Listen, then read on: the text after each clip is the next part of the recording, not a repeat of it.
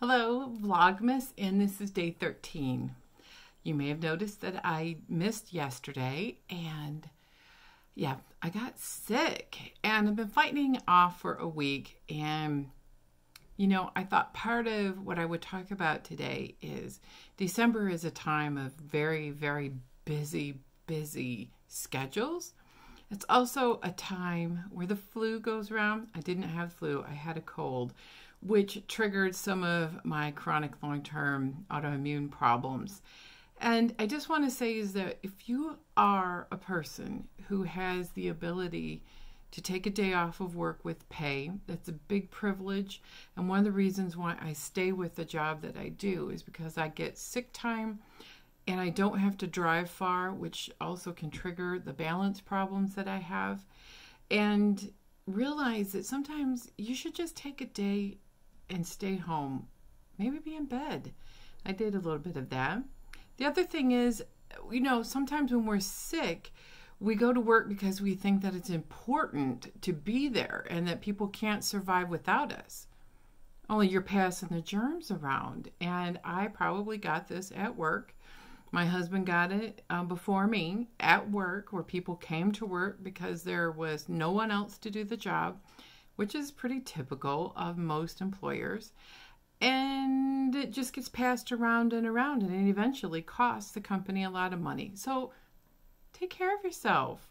Stay home if you have the ability to do it. But believe me, I've had many jobs over time where I did not have the ability to take a day off, and I had to go to work sick. So I stayed home yesterday, was not well, and I did all of the things that you should do to help get better.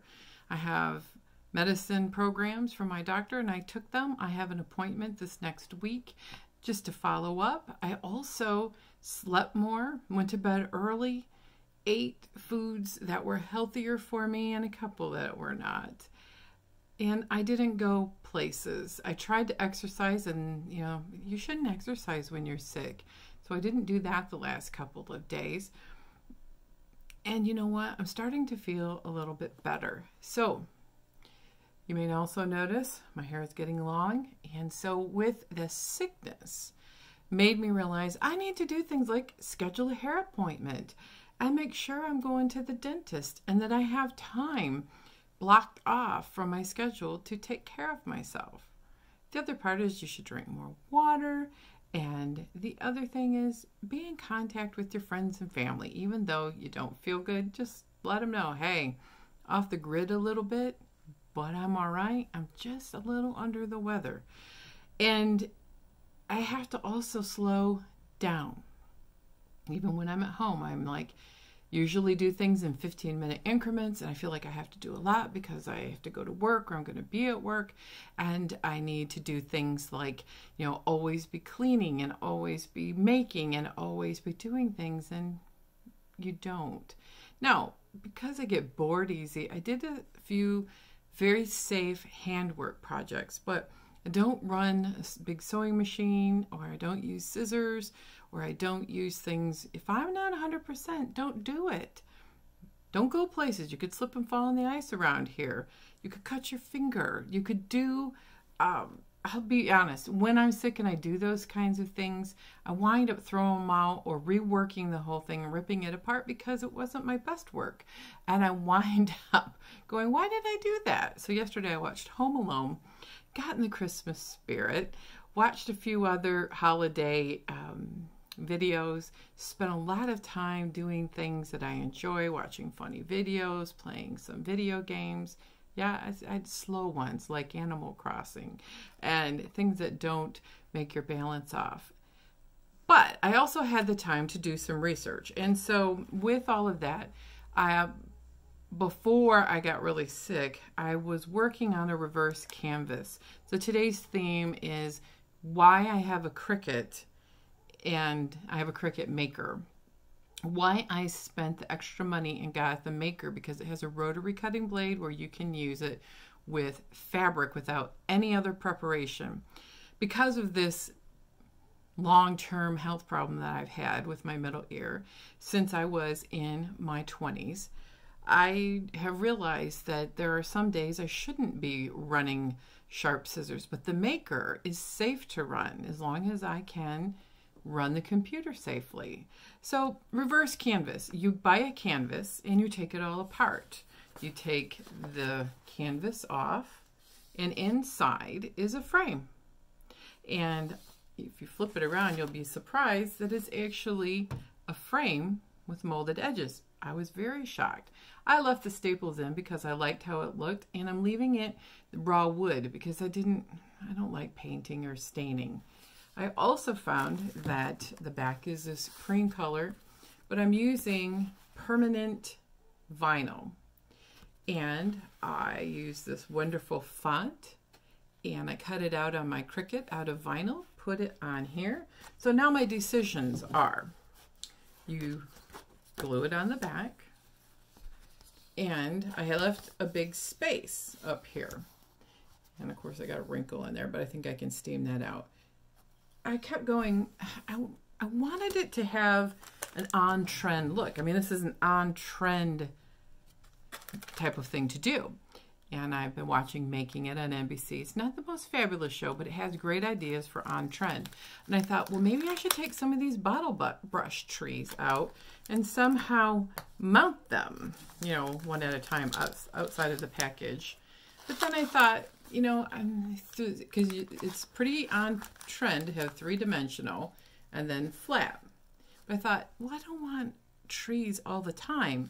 Maybe I can find a way to put my row of little bottle brush trees and be able to make it removable. I did something similar on a test project this summer. This is chalkboard. You can buy chalk paint, plaque, and a three-dimensional flower. I put a little pink flat scrapbooking button, and then I cut out bloom.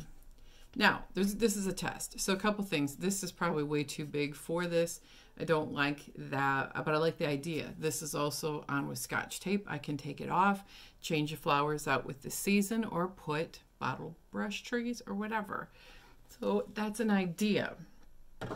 So I was working on some things for my granddaughters out of craft text, and I came up with these hair bows.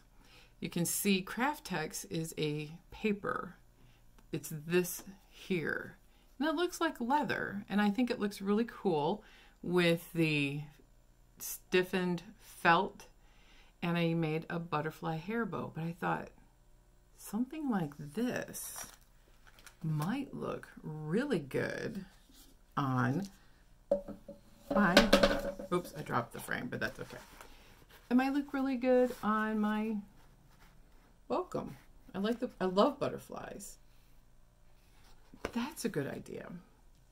Something else that I was playing around with because I bought snaps and I have this craft text is these little mini envelopes. They look like leather. I sewed this with a decorative stitch on my sewing machine. I bought a snap pliers, and you can open it up. This is one of the super simple things. It's on Cricut Design Space, and you can just fold it up. So another thought I had would be, why not put something like this on my reverse canvas? What could you keep inside but maybe an extra key, so when yours is lost, that might be interesting. Or maybe you could put a little money in, or you could put, like for the pizza person, if you need a couple dollars for tips. I don't know, but I kind of like this idea of having that on there permanently and put extra keys and things for when you've like maybe lost a key to your car or need an extra key to your neighbor's house or something. So I made another one in red with a different decorative stitch. I only have a couple decorative stitches on my sewing machine. I purposely bought it that way. These are going to be cute for little girls' hair bows. Oh yeah. And then I made a super simple one here for maybe sunglasses, or you could put, you know, like I do English paper piecing. You could put a few to-go things in here. So craft text. I'm playing around with that. doing things in mixed media this week. Craftex is a paper product that looks like leather. You can wash it. You can buy it flat. I bought mine pre-washed to look like leather. You can sew with it. The possibilities on this with the Cricut is endless. And I totally love this. I did cut it out on my Cricut Maker, and I did the butterflies too. So it's just your classic envelope style. I made them small because I only had small pieces, but you could make them pretty big. Like this would be really cool for a sunglasses case if I had a bigger piece of Craftex. And it took me forever to figure out how to do snaps, but I figured out the tricks to it. Now, something I just noticed here for a woman or a child, you could even put something like this to jazz your little envelope up, make this really cute with the hair bow. You could clip this with a hair clip on here and put your gift cards in it. It'd be a very cute gift card thing. See, the longer I sit and play with these things, the more ideas I get. That's kind of how I work. So what do you think? Do you like the potential of putting this with a spare key on my mudroom porch for the reverse canvas with welcome? I kind of like it. Not 100%.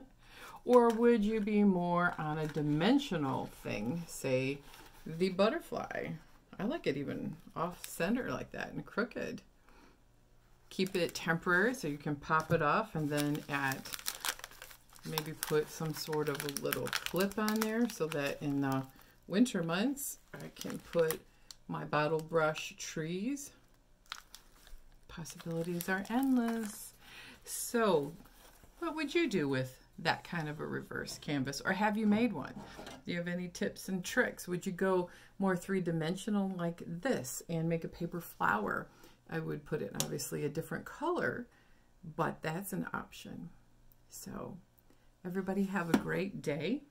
We're counting down on Vlogmas. I'm gonna do through Christmas and a few extras to get through the new year because I have some vacation time then and a few trips planned and little staycation-y type things in Michigan. And we are going to have the most wonderful holiday season. And it doesn't matter whether you're sick or not. You just got to take care of yourself. Until next time, have a wonderful day.